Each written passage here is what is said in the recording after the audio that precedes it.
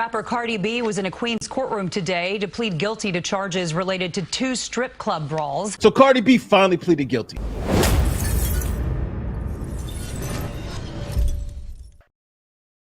Rapper Cardi B pleads guilty in Queens strip club fight from the DA. Is being reported in New York. So who is Cardi B? For those of you who don't know, Cardi B is a Grammy Award winning rapper from the city of New York. Now, she's also a proud member of the Blood Street Gang. Now, she also has admitted to both drugging and robbing men in the past before she became famous. I had to go strip. I had to go, oh yeah, you want to yeah, let's go to this hotel. And I drop and I rob them. That's what I used to do. Now, interestingly enough, Cardi B is married to another famous rapper. His name is Offset, and he's from the group Migos. So that's who she is. Now let's talk about what happened. So on August 29th, 2018, Cardi and a group of friends went to the Angel Strip Club here in Queens, New York. Here's the video.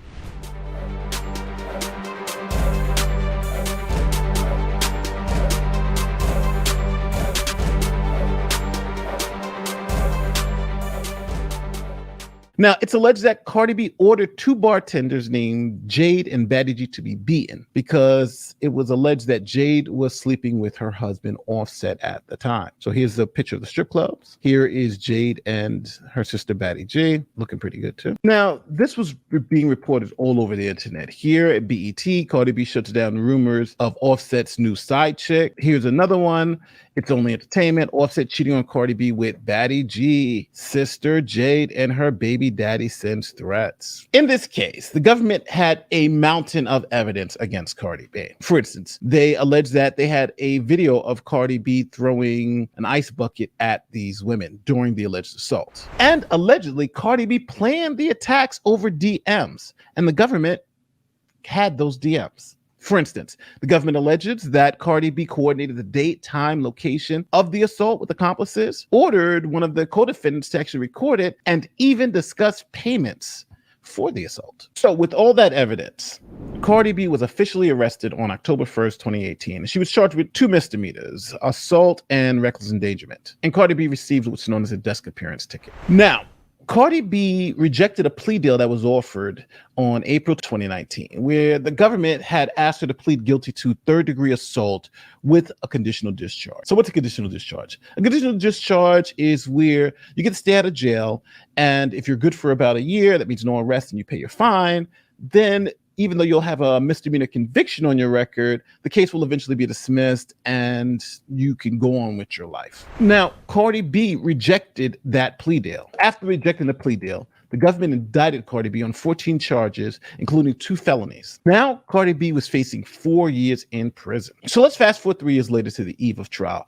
Cardi B now has decided to accept a deal, but it's a different deal than she was being offered before. See, Cardi B has pled guilty to both assault in the 3rd degree and now reckless endangerment. In exchange, she has to complete 15 days of community service, and the 2 victims of the case have full order of protection against Cardi B. Cardi B has now released a statement which said this. Part of growing up and maturing is being accountable for your actions. As a mother, it's a practice that I am trying to instill in my children, but the example starts with me. I've made some bad decisions in my past that I am not afraid to face and own up to. These moments don't define me, and they are not reflective of who I am now. I'm looking forward to moving past this situation with my family and friends and getting back to the things I love the most, the music and my fans. Now, I've covered this case from beginning to end, and this file is finally closed. Here's a look back at some of the other videos that I've done on this case. And it was Cardi B